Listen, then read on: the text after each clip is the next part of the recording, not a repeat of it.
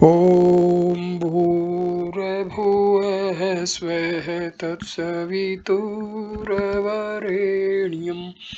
भर्गो देवस्य धीमहि धियो यो नः प्रचोदयात्। ॐ शान्ति शान्ति शान्तिः। नमस्ते मेरे प्यारे दोस्तों, ये भगवान श्री रमन महर्षि की शिक्षाओं पर आधारित 15वां वीडियो है। इसको हम शुरू करते हैं साधकों का अनुभव और उसका स्वरूप। सत्य में सतर नहीं होते, साधक के अनुभव में सतर होते हैं। अनुभव कई प्रकार के हो सकते हैं। अनुभव करने वाला एक ही होता है। आत्मा निश्चित रूप से सबके अनुभव का विषय है, लेकिन वह अनुभव हमारी कल्पना के मुताबिक नहीं है। वह केवल जैसा है वैसा ही है। अब हम महर्षि की शिक्षाओं के प्रकरण 14 जिसका मुख्य विषय है समाधि, उस पर हम अपने विचार प्रकट करते हैं, जो महर्षि ने समाधि के ऊपर बताए हैं। पूर्व के आध्यात्मिक साहित्य में समाधि शब्द बहुतायत से प्रयुक्त हुआ है। इसका अर्थ ध्यान की वह उच्च भूमिका है जिसमें आत्मा का सभानतापूर्वक अनुभव होता है, अथवा ध्येय पदार्थ में निर्विचार निर्विघ्न गंभीर तन्मयता होती है। तत्व चिंतन की विभिन्न प्रणालियों में तथा धर्मों में समाधि के कई सत्रों तथा भेदों का वर्णन उपलब्ध होता है तथा सबकी अलग अलग पारिभाषिक शब्दावली एवं तत्व समूह होता है। श्री रमन सामान्यतया समाधि को इन 3 वर्गों में विभाजित करते थे। पहला, सहज निर्विकल्प समाधि। यह ज्ञानी की अवस्था है जिसने अहंकार का अंतिम तथा अनिवर्त्य रूप से उन्मूलन कर दिया है। सहज का अर्थ है स्वाभाविक एवं निर्विकल्प का अर्थ है भेद रहित। इस अवस्था में प्रतिष्ठित ज्ञानी जगत में अन्य साधारण लोगों की तरह व्यवहार करता है, क्योंकि उसे ज्ञान होता है कि वह आत्मा है।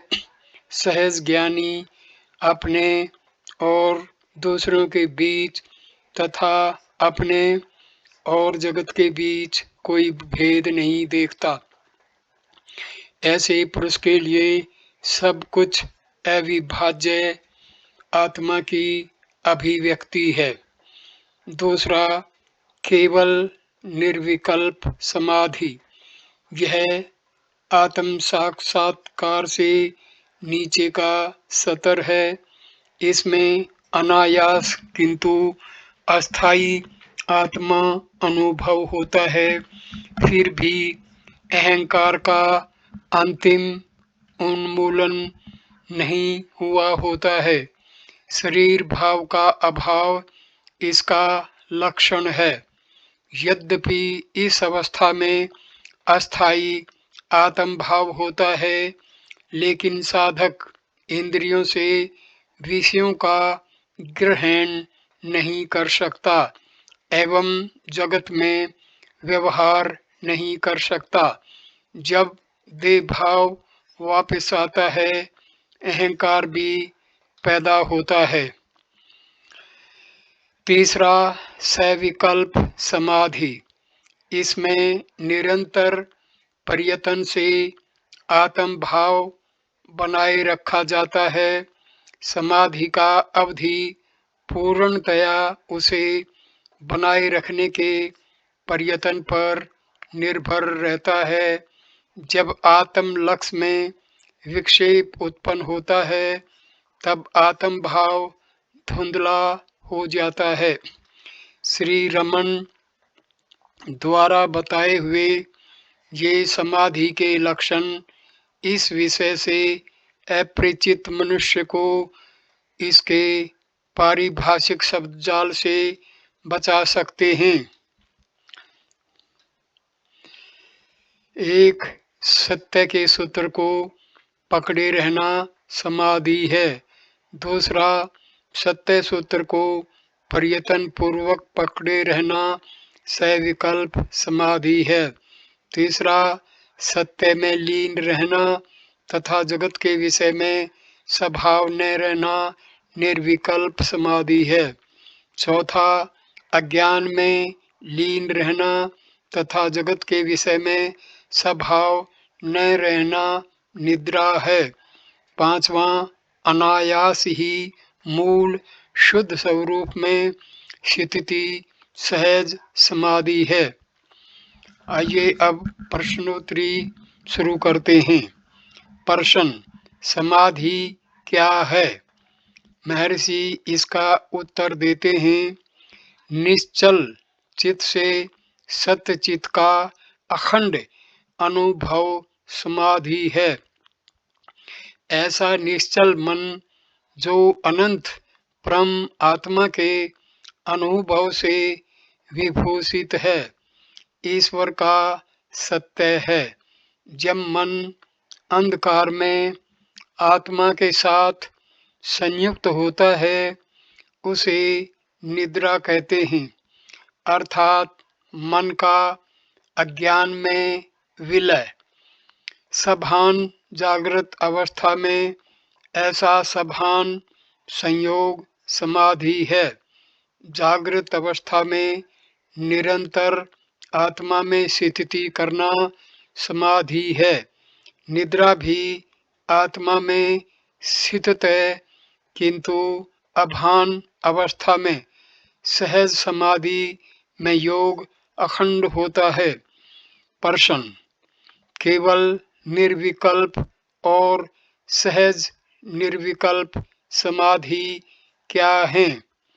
उत्तर, नष्ट नहीं हुए मन का आत्मा में विलय केवल निर्विकल्प समाधि है। इस अवस्था में मनुष्य वासनाओं से मुक्त नहीं होता, अतः उसे मोक्ष प्राप्त नहीं होता। वासनाओं के विनाश के बाद ही मोक्ष प्राप्ति संभव है। प्रश्न, सहज समाधि का अभ्यास कब करना चाहिए? महर्षि उत्तर देते हैं, प्रारंभ से ही साधक केवल निर्विकल्प समाधि का अभ्यास कई वर्षों तक करता रहे, फिर भी यदि उसने वासनाओं का उन्मूलन नहीं किया तो उसे मोक्ष प्राप्त नहीं होगा। प्रश्न, कृपया सविकल्प तथा निर्विकल्प का भेद स्पष्ट कीजिए। उत्तर देते हैं महर्षि, उच्चतम अवस्था में रहना समाधि है। मन के विक्षेपों के कारण जब वह प्रयत्न के साथ होती है तो सविकल्प है, तथा जब ये विक्षेप नहीं होते तो निर्विकल्प है। अनायास हमेशा मूल स्थिति में रहना सहज समाधि है। प्रश्न, सहज के पूर्व निर्विकल्प प्राप्त करना अनिवार्य है क्या? महर्षि उत्तर देते हैं, सविकल्प या निर्विकल्प समाधियों में से किसी में भी स्थायी रूप से रहना सहज स्थिति है। देह भान क्या है? जड़ शरीर तथा चेतना, ये दोनों अन्य पूर्ण शुद्ध तथा अपरिवर्तनशील चेतना में रहते हैं, जिसमें देह भान हो या न हो। यदि मनुष्य शुद्ध चेतना को निरंतर बनाए रखता है तो देह भान रहे चाहे जाए, उससे क्या फर्क पड़ता है। देह भान का पूर्ण अभाव समाधि को अधिक गहरी बनाता है, लेकिन इसे परम सत्य के ज्ञान में कोई फर्क नहीं पड़ता। प्रश्न: समाधि और तूर्य एक हैं क्या? महर्षि उत्तर देते हैं, समाधि, तूर्य, निर्विकल्प, इन सब का एक ही अर्थ है, आत्मा के विषय में सभानता। तूर्य का अर्थ परम चेतना की चौथी अवस्था है, जो जागृत, स्वप्न, सुषुप्ति की 3 अवस्थाओं से भिन्न है। चौथी अवस्था शाश्वत है, जिसमें उक्त 3 अवस्थाएं आती जाती रहती हैं। तूर्य में यह भान अविच्छिन्न रूप से बना रहता है कि मन अपने जन्म स्थान हृदय में विलीन हो गया है और वहाँ शांत हो गया है। यद्यपि कुछ विचार अब भी आते रहते हैं एवं इंद्रियां अब भी थोड़ी बहुत सक्रिय होती हैं। निर्विकल्प में इंद्रियां पूर्ण रूप से निष्क्रिय होती हैं एवं विचारों का भी पूर्ण अभाव होता है। इसलिए इस अवस्था में शुद्ध चैतन्य का अनुभव तीव्र तथा आनंदमय होता है। सविकल्प समाधि में तुर्य अवस्था हो सकती है। प्रश्न: नींद तथा तुर्य में अनुभव किए गए आनंद में क्या फर्क है? महर्षि इसका उत्तर देते हुए कहते हैं, आनंद भिन्न नहीं होते, आनंद एक ही है। इसमें ब्रह्मा से लेकर निमन सत्र के पशु तक के सभी प्रकार के जीव जिनका अनुभव करते हैं, उन सभी आनंदों का समावेश है। वह आत्मा का आनंद है। जिस आनंद का अनुभव नींद में अभान अवस्था में होता है, उसी का अनुभव तुर्य में सभान अवस्था में होता है। बस इतना ही फर्क है।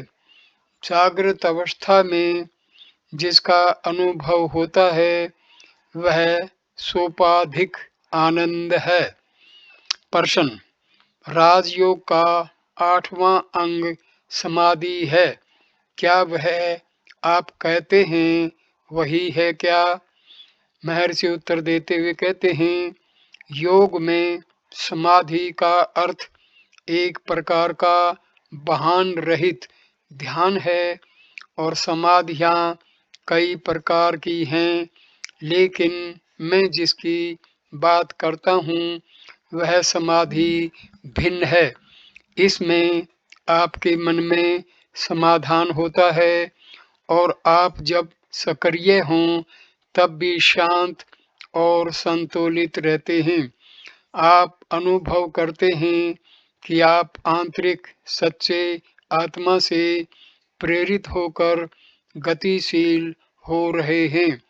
आप सब चिंताओं से, उलझनों से, व्यग्रता से मुक्त होते हैं, क्योंकि आप जानते हैं कि यहाँ आपका कुछ भी नहीं है। आप यह भी जानते हैं कि सब कुछ उस परम शक्ति द्वारा हो रहा है जिससे आप सभानता पूर्वक एक रूप हैं। प्रश्न: यदि यह सहज समाधि ही सर्वश्रेष्ठ है, तो निर्विकल्प समाधि आवश्यक नहीं है क्या? महर्षि इसका उत्तर देते हुए कहते हैं, राजयोग की निर्विकल्प समाधि के कुछ उपयोग हो सकते हैं, लेकिन ज्ञान योग में यह सहज स्थिति, सहज निष्ठा ही स्वयं निर्विकल्प स्थिति है। इस स्वाभाविक नित्य अवस्था में मन संशयों से मुक्त रहता है। उसे संभावनाओं तथा शक्यताओं के बीच वैकल्पिक रूप से झूलते रहने की आवश्यकता नहीं होती। वह किसी भी प्रकार के विकल्पों का अनुभव नहीं करता। वह सत्य के बारे में आश्वस्त है, क्योंकि उसे उसके अस्तित्व का निरंतर अनुभव होता है। जब वह सक्रिय होता है, तब भी जानता है कि वह सत्य में, आत्मा में, परम सत्ता में सक्रिय है। प्रश्न: गाढ़ निद्रा, लय तथा समाधि में क्या फर्क है? महर्षि इसका उत्तर देते हुए कहते हैं, गाढ़ निद्रा में मन का लय होता है, नाश नहीं होता। जो लीन होता है वह फिर से प्रकट होता है। ऐसा लय लय ध्यान में भी हो सकता है, लेकिन मन का नाश होने पर वह फिर से प्रकट नहीं होता। इसलिए योगी का ध्येय मनोनाश होना चाहिए, मनोलय नहीं। ध्यान की शांति में कभी-कभी मनोलय होता है, लेकिन वह पर्याप्त नहीं है।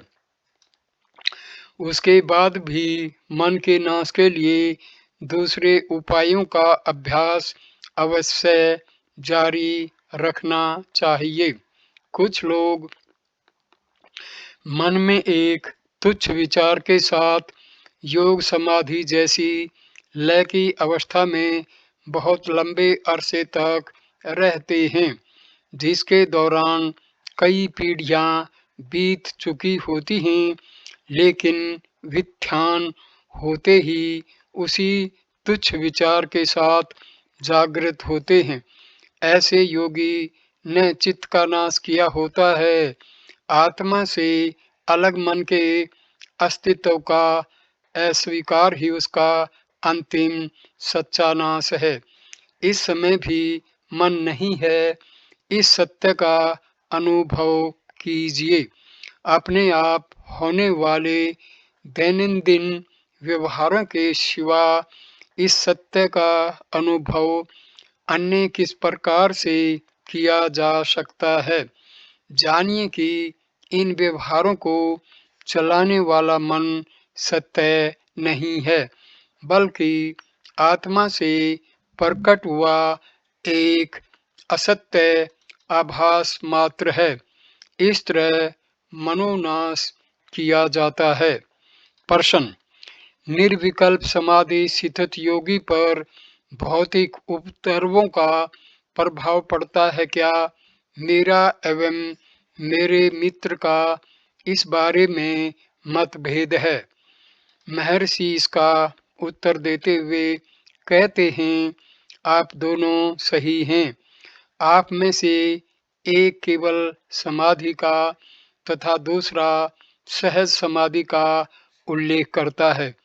दोनों प्रकारों में मन आत्मा के आनंद में मगन होता है। केवल के दौरान भौतिक सक्रियता ध्यान करने वाले के लिए उपद्रव कर सकती है, क्योंकि मन का नाश नहीं हुआ, वह अभी जीवित है और गहरी नींद जैसी अवस्था से किसी भी अक्षण फिर से सक्रिय हो सकता है। उसकी तुलना कुएं के पानी में पूर्णतया डूबी हुई बाल्टी के साथ की जाती है, जिससे उसके साथ बंधी हुई रस्सी से वापस खींचा जा सकता है। सहज में मन पानी में रस्सी के साथ पूरी तरह डूबी हुई बाल्टी के समान आत्मा में हमेशा के लिए विलीन हो गया होता है। सहज में मन को जगत की ओर खींचने वाला कुछ नहीं बचा होता है। तब उसकी क्रियाएं उस बच्चे के समान होती हैं जो नींद में माता का दूध पीता है, लेकिन उसके बारे में सभान नहीं होता। प्रश्न: ऐसी अवस्था में मनुष्य जगत में कार्य कैसे कर सकता है? इसका उत्तर देते हुए महर्षि कहते हैं, जिसने स्वयं को स्वाभाविक रूप से ध्यान की स्थिति में रखने की आदत दृढ़ बना ली है तथा समाधि के आनंद का सतत अनुभव करता है, वह कोई भी कार्य करते हुए तथा किसी भी प्रकार के विचार करते हुए समाधि अवस्था से चित्त नहीं होता। यह सहज निर्विकल्प समाधि है। सहज निर्विकल्प मनोनाश है, जबकि केवल निर्विकल्प अस्थाई मनोलय मात्र है। जो लय समाधि की अवस्था में होते हैं, उन्हें समय समय पर मन का निग्रह करना पड़ता है, लेकिन यदि मन सहज समाधि की तरह नष्ट हो गया हो तो वह फिर से कभी भी अंकुरित नहीं होगा। ऐसे पुरुषों द्वारा जो भी किया जाता है वह सिर्फ प्रासंगिक होता है। वे कभी भी अपनी ऊंची अवस्था से अलग नहीं होते। जो लोग केवल निर्विकल्प अवस्था में होते हैं, वे साधक हैं, सिद्ध नहीं। जो सहज निर्विकल्प अवस्था में हैं, वे वायु रहित स्थान में रहे हुए दीपक के समान हैं अथवा निस्तरंग सागर की तरह होते हैं, अर्थात उनमें कोई गति चलन नहीं है। वे किसी भी वस्तु को अपने आत्मा से भिन्न नहीं देखते हैं। इस अवस्था को प्राप्त नहीं करने वालों को सब कुछ अपने आप से अलग लगता है। प्रश्न: केवल निर्विकल्प से तथा सहज से योगी सापेक्ष जगत के अनुभव के स्तर पर नीचे उतरता है, तब दोनों का अनुभव समान नहीं हुआ क्या? इसका उत्तर महर्षि देते हुए कहते हैं, नीचे आना या ऊपर जाना होता ही नहीं। जो ऊपर नीचे आता जाता है वह सत्य नहीं है। केवल निर्विकल्प में मन की बाल्टी पानी में अस्तित्व रखती है, अतः उसे किसी भी क्षण बाहर निकाला जा सकता है। सहज उसी नदी की तरह है जो समुद्र में मिल चुकी है और इसलिए उसे वापस नहीं लाया जा सकता। आप ये सारे प्रश्न क्यों पूछते हैं? अभ्यास तब तक जारी रखिए जब तक आप स्वयं इस अवस्था का अनुभव न कर लें। प्रश्न: समाधि का क्या उपयोग है? उसमें विचार जीवित रहता है क्या? महर्षि इसका उत्तर देते हुए कहते हैं, समाधि ही सत्य को प्रकट कर सकती है। विचार सत्य पर पर्दा डाल देते हैं, इसलिए समाधि से भिन्न किसी भी अन्य अवस्था में सत्य का अनुभव नहीं होता। समाधि में केवल मैं हूँ का अनुभव रहता है, कोई भी विचार नहीं। मैं हूँ अनुभव निश्चलता का अनुभव है। प्रश्न, यहाँ रहने पर मुझे जिस समाधि अर्थात निश्चलता का अनुभव होता है उसे मैं कैसे दोहरा सकता हूँ? महर्षि इसका उत्तर देते हुए कहते हैं, आपका वर्तमान अनुभव वर्तमान परिस्थिति के प्रभाव के कारण है। इस वातावरण से बाहर आप इसे प्राप्त कर सकते हैं। यह अनुभव रुक रुक कर होने वाला है। वह स्थायी न बने तब तक अभ्यास आवश्यक है। प्रश्न, समाधि का अनुभव शांति का या निश्चलता का अनुभव है? उत्तर देते हुए महर्षि कहते हैं, वह शांत स्वच्छता जो मन की चंचलता से रहित है उसे समाधि कहते हैं। वह मोक्ष का दृढ़ आधार है। भ्रम में डालने वाली इस चंचलता का नाश करने के सन्निष्ठ प्रयत्न से उस समाधि का अनुभव कीजिए जो शांत चेतना तथा आंतरिक स्वच्छता है। प्रश्न, आंतरिक और बाह्य समाधि में क्या फर्क है? महर्षि इसका उत्तर देते हुए कहते हैं, जगत को देखते हुए सत्य को पकड़े रहना एवं अंदर से कोई प्रतिक्रिया न होने देना बाह्य समाधि है। यह तरंग रहित सागर जैसी अवस्था है। आंतरिक समाधि में देह भान लुप्त हो जाता है।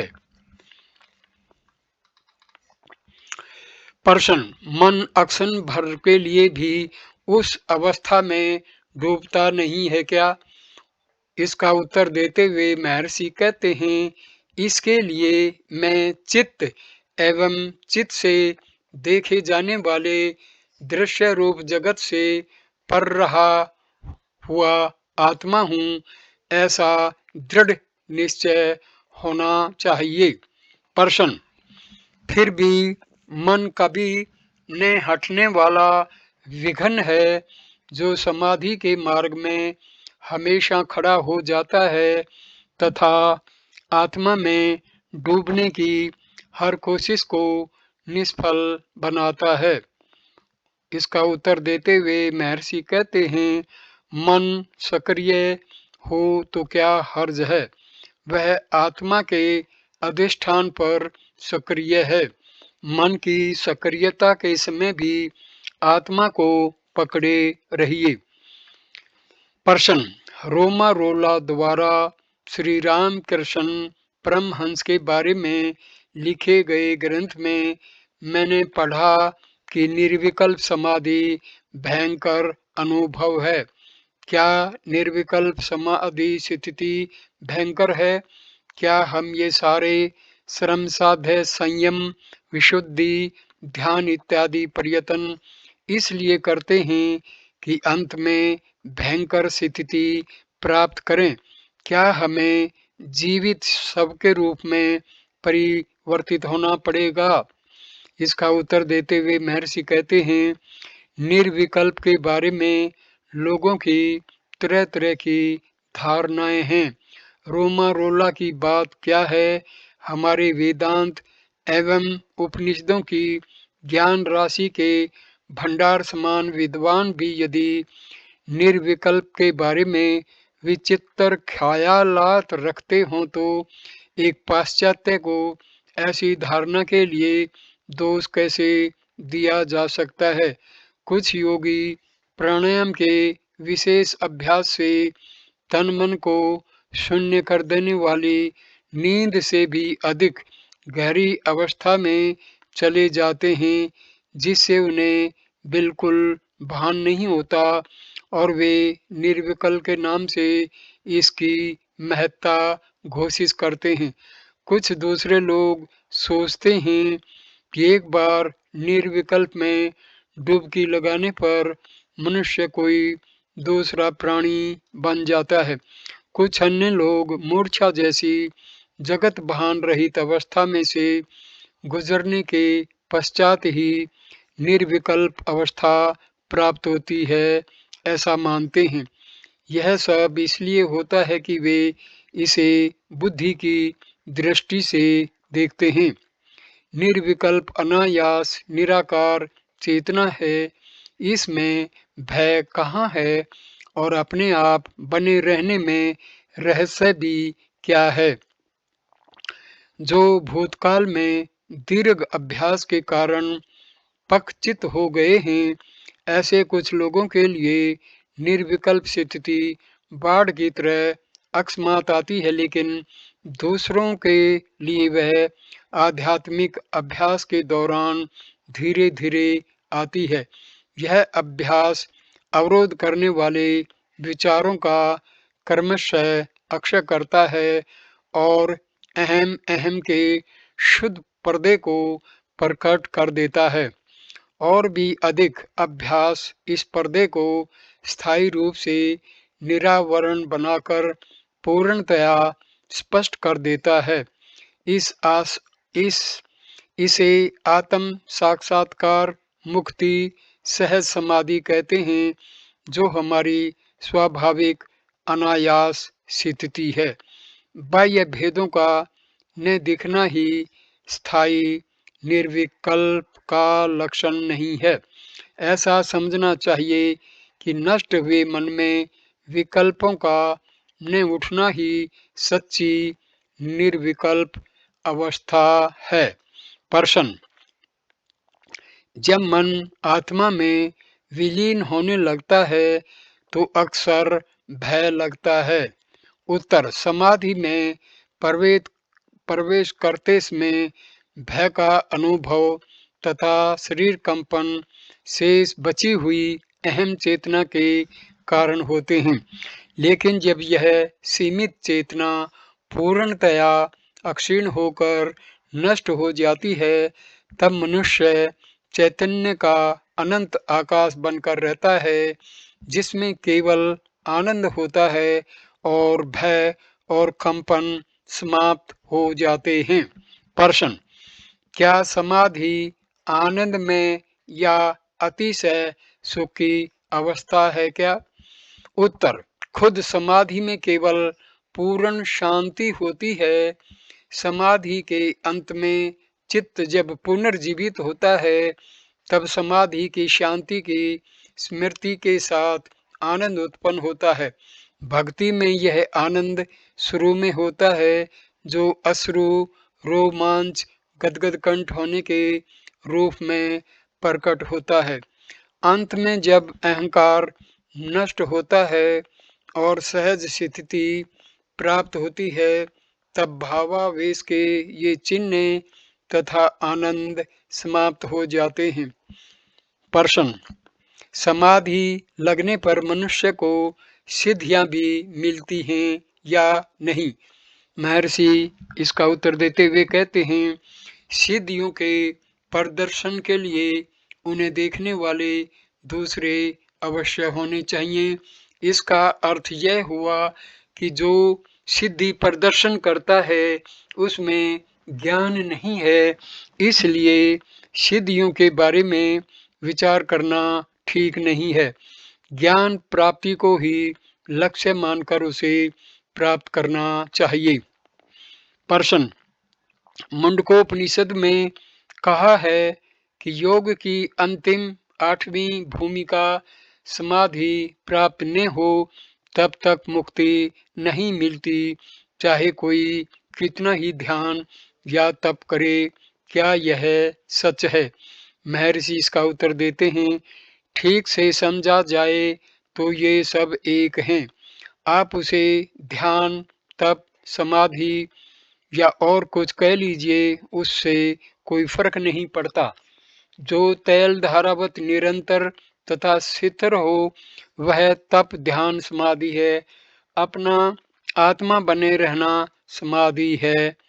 प्रश्न: लेकिन मुंडकोपनिषद में कहा है कि मुक्ति से पूर्व समाधि आवश्यक है। इसका उत्तर देते हुए महर्षि कहते हैं, कौन कहता है कि ऐसा नहीं है? केवल मुंडकोपनिषद में ही नहीं, सभी प्राचीन ग्रंथों में भी ऐसा लिखा है लेकिन सच्ची समाधि वही है जिसमें आप अपने आत्मा को जानते हैं। जड़ पदार्थ की तरह शिथिल होकर कुछ समय बैठे रहने से क्या लाभ है? मान लीजिए कि आपके हाथ में फोड़ा हुआ है और उसे आपको बेहोश बनाकर शल्य क्रम से निकालना है। उसमें आपको पीड़ा का अनुभव नहीं होता, तो क्या इसका यह अर्थ हुआ कि आप समाधि में थे? यही बात इस समाधि की भी है। मनुष्य को जानना चाहिए कि समाधि क्या है और आप उसे अपने आत्मा को जाने बिना कैसे जान सकते हैं। यदि आत्मा को जाना जाए तो समाधि भी अपने आप जान ली जाएगी। समाधि मनुष्य की स्वाभाविक अवस्था है।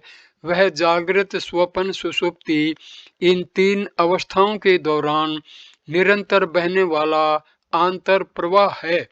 इन तीन अवस्थाओं में आत्मा नहीं है, ये तीन अवस्थाएं आत्मा में हैं। यदि हम जागृत अवस्था में समाधि प्राप्त करें तो वह गहरी नींद में भी बनी रहेगी। चेतना और अचेतना का भेद मन के अक्षेत्र में होता है। आत्मा की सच्ची अवस्था मन से परे है। प्रश्न: तो मनुष्य को चाहिए कि वह हमेशा समाधि प्राप्त करने का यत्न करे क्या? महर्षि इसका उत्तर देते हैं, ज्ञानी कहते हैं कि संतुलन की निरहंकार स्थिति मौन समाधि है तथा ज्ञान की पराकाष्ठा है। जब तक मनुष्य जिसमें स्वयं निरहंकार सत्य स्वरूप होता है ऐसी मौन समाधि प्राप्त न कर ले, तब तक उसे अहंकार के नेस को अहंकार के नाश को अपना लक्ष्य बनाना चाहिए। यहीं पर मैं इस वीडियो को विराम देता हूँ और अगला वीडियो का हमारा विषय होगा सिद्धियाँ और दर्शन। धन्यवाद दोस्तों, ये वीडियो देखने के लिए नमस्कार।